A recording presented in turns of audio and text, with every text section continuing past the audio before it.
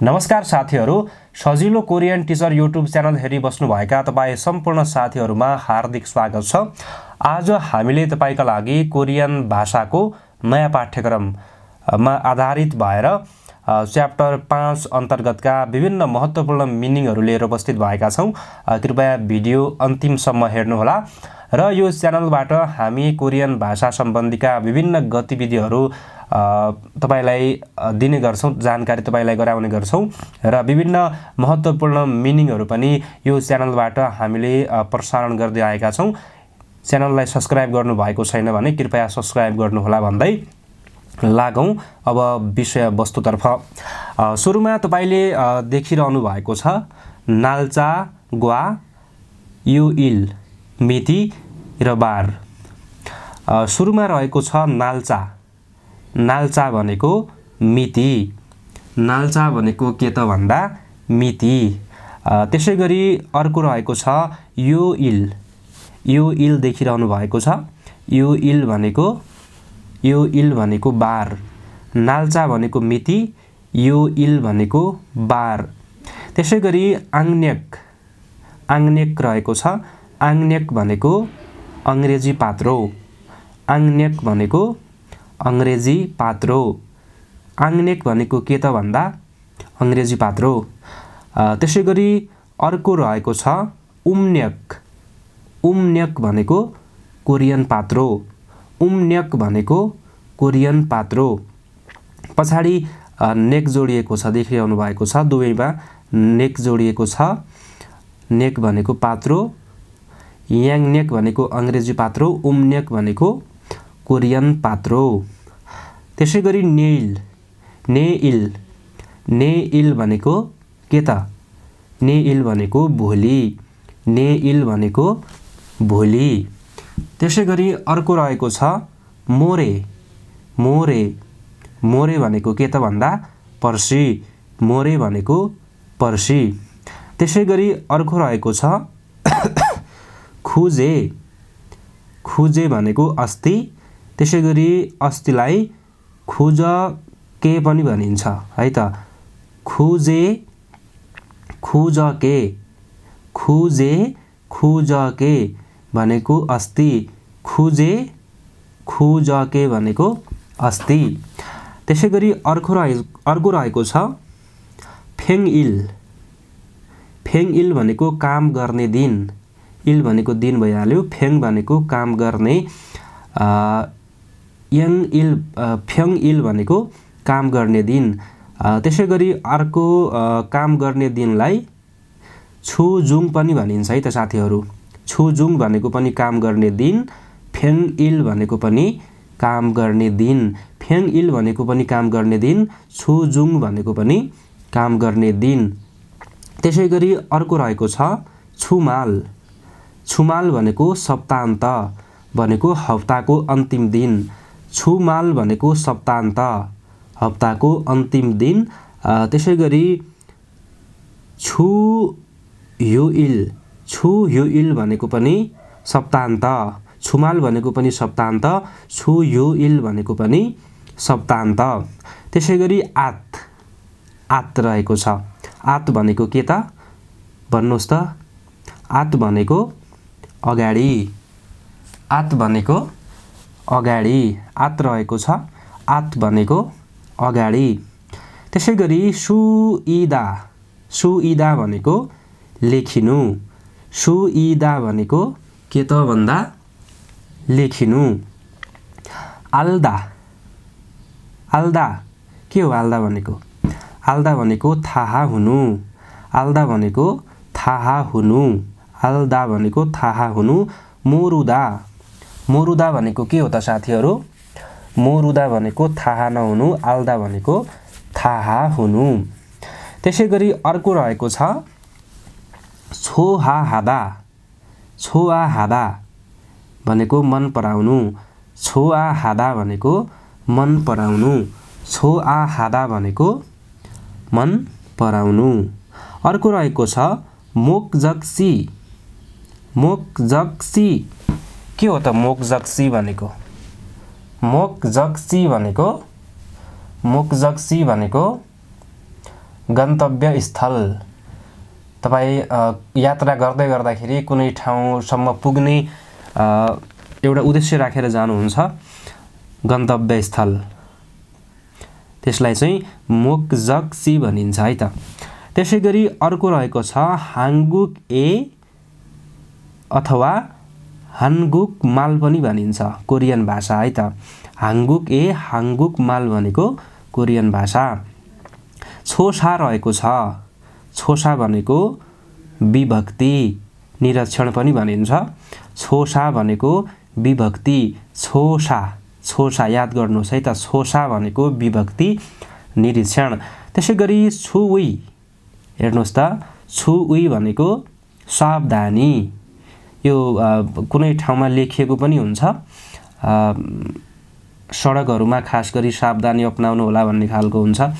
कोरियनमा त्यस्तो ठाउँमा चाहिँ छुई को प्रयोग गरिन्छ है त। सावधानी, छुई भनेको सावधानी भनेर बुझ्नु होला है त। छुउई भनेको सावधानी।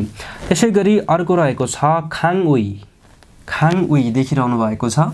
खाङउई भनेको लेक्चर भनिन्छ, खासमा प्रवचन व्याख्या अथवा लेक्चर जसरी बुझ्दा पनि हुन्छ। खाङउई है त, प्रवचन व्याख्या। खाङउई भनेको प्रवचन व्याख्या भनेर बुझ्नु होला। त्यसैगरी सारामउई हेर्नुहोस् त, सारामउई, साराम मात्रै माया, सारामउई भनेको मायाको, सारामउई भनेको मायाको। उरी, उरी भनेको हामी अथवा हाम्रो, उरी भनेको हामी हाम्रो। त्यसैगरी अर्को रहेको छ छिनानथाल हेर्नुहोस् त, छिनानथाल भनेको गत महिना, छिनानथाल भनेको गत महिना। छिनान भनेको गत भइहाल्यो, थाल भनेको महिना। त्यसैगरी इबनथाल, इबनथाल भनेको यो महिना, इबनथाल भनेको यो महिना। थाउमथाल भनेको आगामी महिना अर्थात् अब आउने महिना। त्यसैगरी छिनानजु भनेको गत हप्ता, छिनानजु भनेको गत हप्ता। इबनजु भनेको यो हप्ता, इबनजु भनेको यो हप्ता। थाउमजु भनेको आगामी हप्ता अर्थात् आउने हप्ता। त्यसैगरी इल रहेको छ, यो त थाहा पाउनु भएको छ होला पक्कै पनि। इल भनेको काम पनि हुन्छ, गते पनि हुन्छ, दिन पनि हुन्छ र हेर्नुहोस् त एक पनि हुन्छ। इल भनेको काम, गते, दिन र सँगसँगै एकलाई पनि इल भनिन्छ।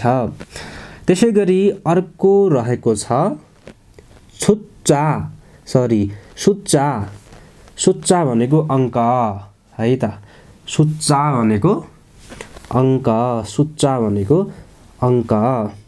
त्यसैगरी अर्को रहेको छ छाक्न्यन, छाक्न्यन अथवा छिनान्यन भनेको गत वर्ष, छाक्न्यन छिनान्यन भनेको गत वर्ष। त्यसैगरी उल्हे इबन्यन भनेको यो वर्ष, इल्हे इबन्यन भनेको यो वर्ष। हेर्नुहोस् त सबैमा जोडिएको छ। गत के अरे गत भन्नाले छिनान भइहाल्यो, इबन भनेको यो, थाउम भनेको आगामी, यसरी महिना, वर्ष र हप्ता यसरी जोडिएको छ। त्यसैगरी अर्को रहेको छ थाउमन्यन भनेको अर्को वर्ष अथवा अब आउने वर्षलाई चाहिँ थाउमन्यन भनिन्छ। त्यसैगरी अर्को रहेको छ अन्जे, अन्जे हेर्नुहोस् त, अन्जे भनेको कहिले, अन्जे भनेको कहिले। त्यसैगरी इमी, इमी भनेको पहिले, इमी भनेको पहिले। अर्को रहेको छ खेइखु, खेइखु भनेको केक, हामी बर्थडे विभिन्न पार्टीहरूमा काट्ने गर्छौँ नि, खेइखु भनेको केक।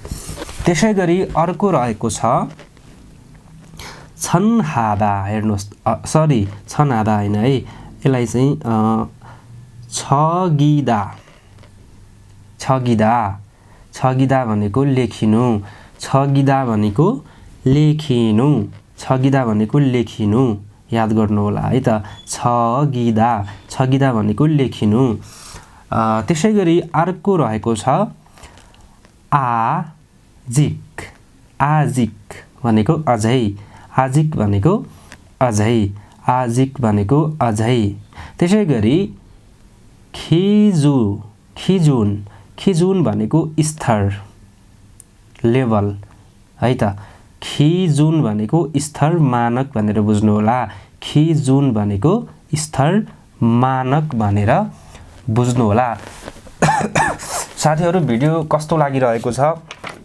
कृपया कमेन्ट बक्समा पनि आफ्ना विचारहरु तपाईले लेख्दै गर्नु होला हेर्नुस् त त्यसैगरी अर्को रहेको छ यतातिर अर्को रहेको छ मियकुक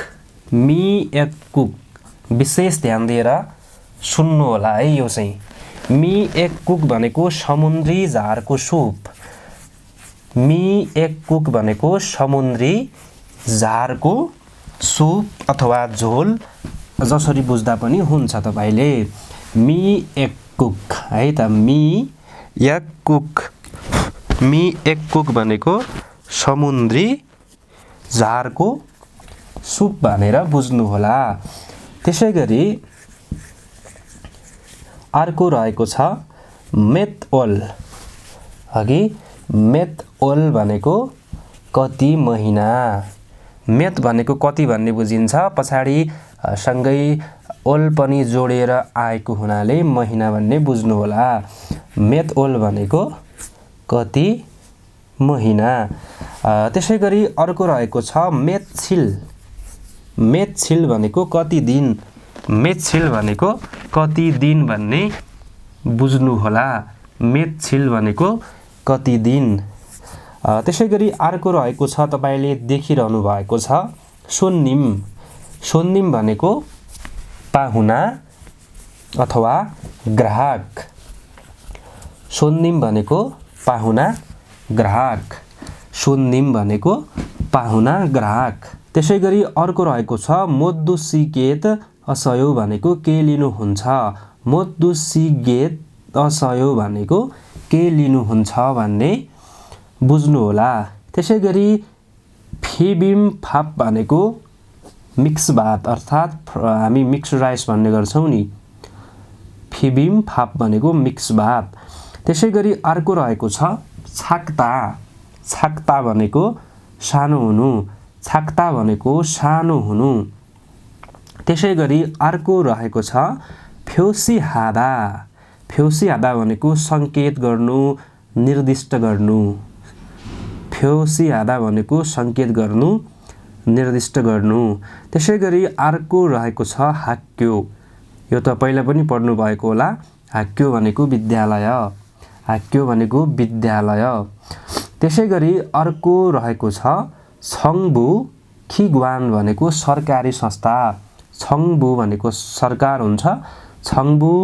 खिग्वान भनेको सरकारी संस्था त्यसैगरी अर्को रहेको छ इलजङ हेर्नुस् त इलजङ भनेको कार्यतालिका इल भनेको काम जङ भनेको तालिका दुवै जोडिएर इलजङ कार्यतालिका इलजङ भनेको कार्यतालिका त्यसैगरी अर्को रहेको छ खोङबुकचल खोङबुकचल भनेको ख्वाङबुकचल भनेको ख्वाङबुकचल भनेको राष्ट्रिय एकता दिवस यसलाई चाहिँ विशेष ध्यान दिएर सुन्नु होला हेर्नु होला र याद गर्नु होला है त ख्वाङबुकचल भनेको राष्ट्रिय एकता दिवस स्वतन्त्रता दिवस ख्वाङबुकचल भनेको राष्ट्रिय स्वतन्त्रता दिवस ख्वाङबुकचल भनेको राष्ट्रिय स्वतन्त्रता दिवस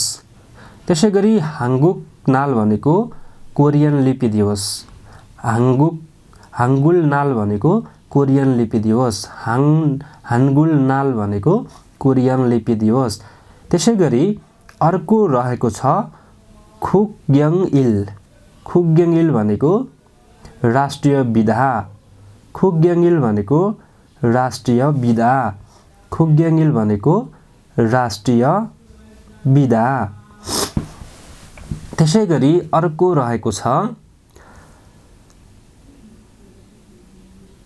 फपजङ भनेको कानुनी सार्वजनिक विधा।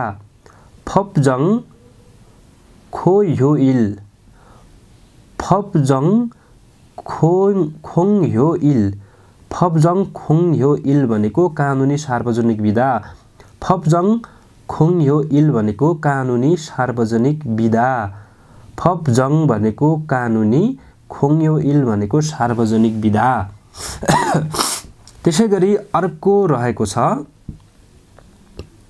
खोगेक निम। खोगेक निम भनेको ग्राहक। खोगेक भनेको ग्राहक हुन्छ, पछाडि आदरार्थी शब्द जोडिएको छ निम पनि। खोगेक निम भनेको ग्राहक। खोगेक निम भनेको ग्राहक। अगाडि हामीले सोन्निम भनेर पनि ग्राहक अथवा पाहुना भनेर माथि पढेका छौँ है त। त्यसै गरी अर्को रहेको छ बुथ। बुथ भनेको देखि। बुथ भनेको देखि। त्यसै गरी फेङवन भनेको अस्पताल। फेङवन भनेको अस्पताल। फेकवाजम भनेको डिपार्टमेन्ट स्टोर। डिपार्टमेन्ट स्टोर है त।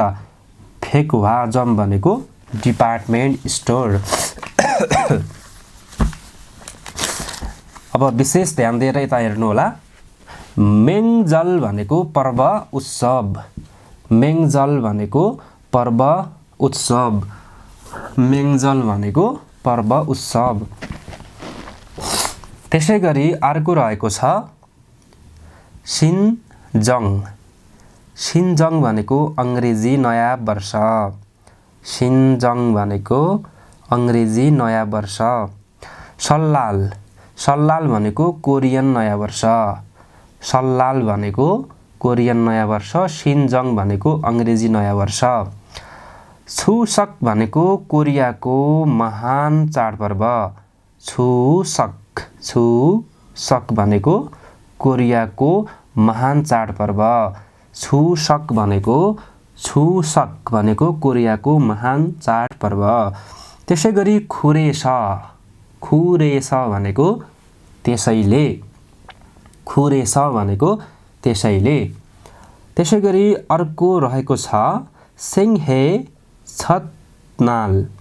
सेङहे छतनाल भनेको नयाँ वर्षको पहिलो दिन। सेङहे छतनाल भनेको नयाँ वर्षको पहिलो दिन भन्ने बुझ्नु होला है त। सेङहे छतनाल भनेको नयाँ वर्षको पहिलो दिन। त्यसै गरी खेइन। हेर्नुहोस् त, खेइन भनेको व्यक्तिगत हुन्छ। खेइन भनेको व्यक्तिगत। छोङ्ग्यो। छोङ्ग्यो भनेको धर्म। छोङ्ग्यो भनेको धर्म। छोङ्ग्यो भनेको धर्म।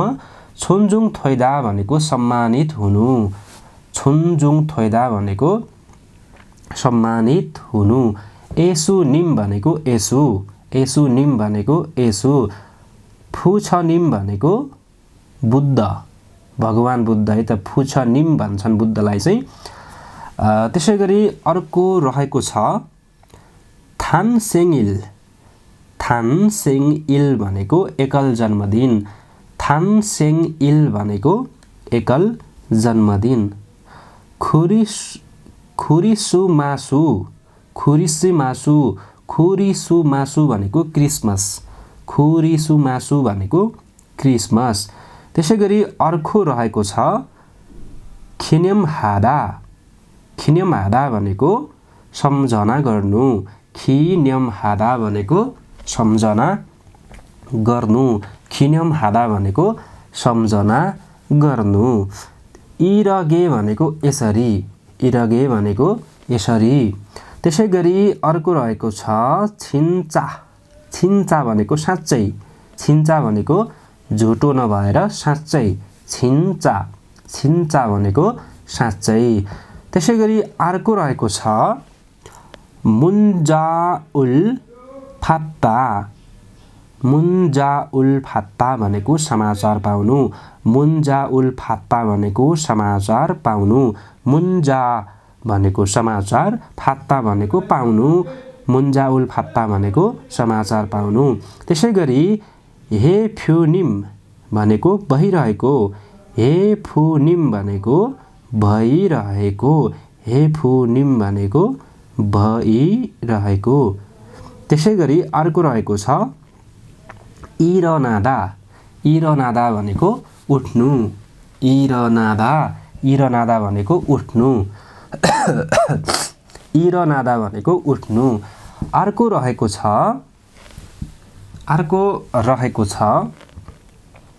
ख्वाग भनेको विगत अथवा भूत भनेर हामीले बुझ्नुपर्ने हुन्छ। ख्वाग सिजे भनेको भूतकाल भनेर पढेका थियौँ हामीले।